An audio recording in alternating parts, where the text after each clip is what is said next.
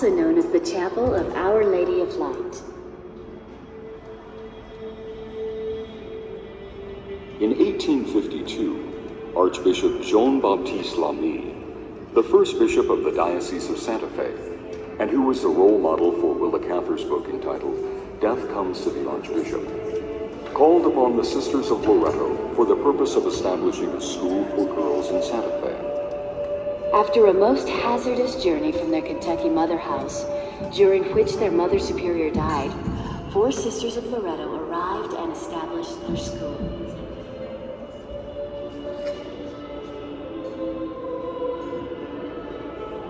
The Loretto Academy operated on this property from 1853 to 1968. This building was its chapel.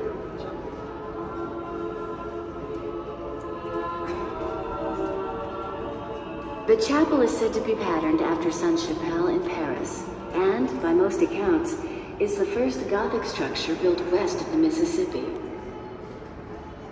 It was constructed between 1873 and 1878 by French and Italian architects and stonemasons who were brought to Santa Fe by Archbishop Lamy to assist in the building of the St. Francis Cathedral. Many descendants of these workmen still live in New Mexico.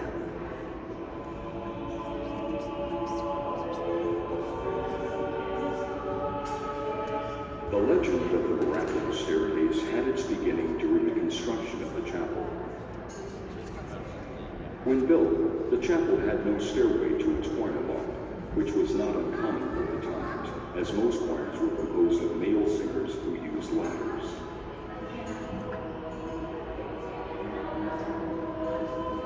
However, Loretto was a girls' school. Its teachers were nuns, and a stairway was needed. Unfortunately, due to the chapel's intimate size, a conventional stairway to the choir loft would require too much space to be taken from the seating area below.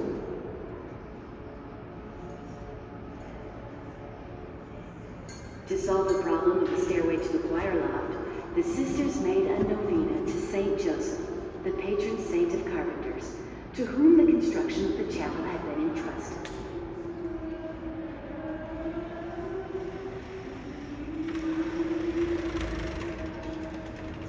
On the night of final day of the novena, in answer to the sisters' prayers, an unknown carpenter appeared and undertook the construction of the stairway.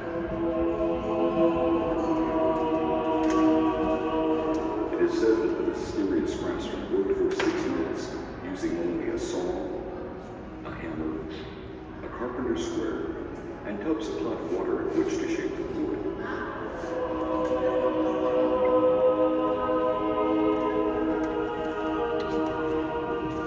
When the work was completed, the mysterious carpenter disappeared, without having sought payment, nor having left any account owing for material.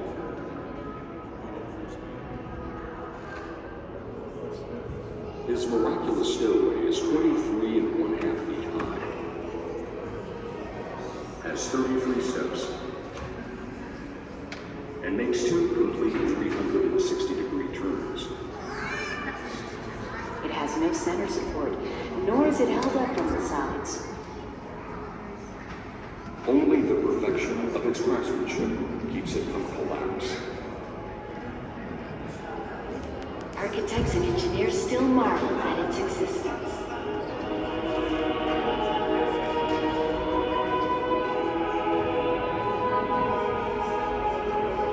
The stairs were originally built in 1877 without a railing, yet using them was such a frightening experience that a Santa Fe carpenter was engaged to provide a balustrade, a work of considerable skill in itself.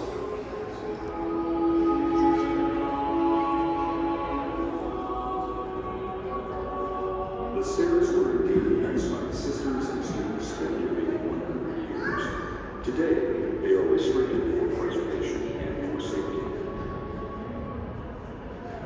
The metal braces to the wall and column were added later to cut down on the negative effects due to vibrations caused by heavy traffic.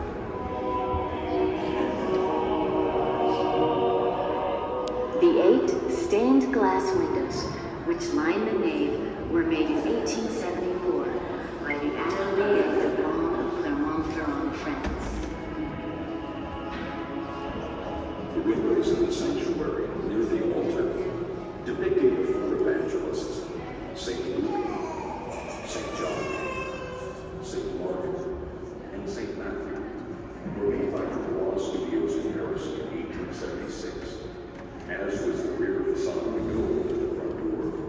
the elegant rose window of the choir loft. All of the windows are of the finest quality of handcrafted glass and are 19th century treasures. The altar is made of a wood and plaster composition and painted to look like marble. The stations of the cross are made of marble dust. Both the altar and the stations are from Italy.